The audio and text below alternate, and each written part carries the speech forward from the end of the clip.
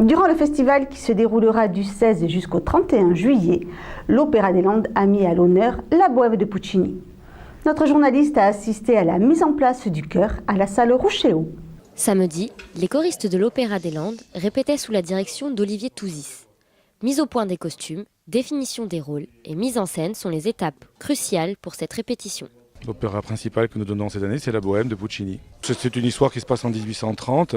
C'est quatre amis, un peintre, un musicien, un philosophe et un écrivain, qui sont tous les quatre qui habitent à Paris, dans des endroits sous les toits, dans le 6e et à Montmartre, et qui se réunissent régulièrement dans un café qui s'appelle Momus, qui existe toujours d'ailleurs, le café à Paris, qui n'est ni à Montmartre ni dans le 6e, mais qui est à Saint-Germain-l'Auxerrois.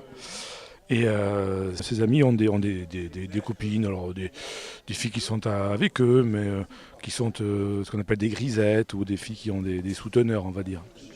Peut-être une chose malheureusement extrêmement courante au 19e et au 18e. C'est en même temps l'histoire de la bohème au 19e siècle, de la façon dont les artistes pouvaient vivre au 19e siècle.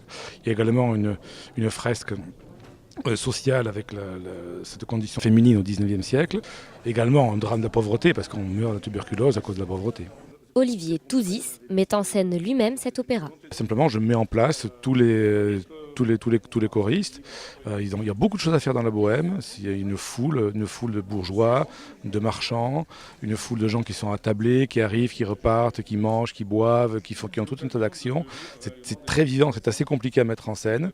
Donc pour le metteur en scène, c'est un petit peu un travail d'organisation, principalement le deuxième acte de la bohème, et surtout pour le chœur. Et je fais ça de façon à ce que quand arriveront les solistes le 5 juillet, le chœur soit déjà en place. Les solistes se disposeront dans ce qui est déjà préparé. L'orchestre est composé de 18 musiciens ainsi qu'une dizaine de solistes. C'est la première répétition scénique. Bien sûr, on a fait des répétitions avec le chœur, des répétitions musicales depuis le mois d'octobre. Les solistes arrivent le 5 juillet. Nous avons déjà répété musicalement avec le chef d'orchestre qui est venu le week-end du 7 et 8 juin. Et aujourd'hui, c'est la première répétition scénique avec le chœur.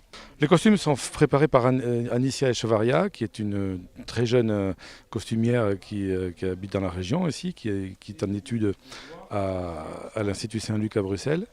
Et que je lui ai confié la fabrication des costumes. Elle nous a fourni d'ailleurs pas mal de costumes qu'elle a trouvés un peu à droite à gauche, puisqu'elle est spécialiste du 19e siècle, des costumes du 19e.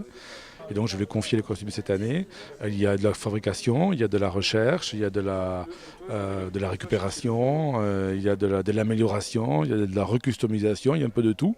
Nous n'avons pas les moyens de faire des costumes de théâtre comme dans un théâtre, fabriquer un costume un par un, ça serait infiniment trop cher.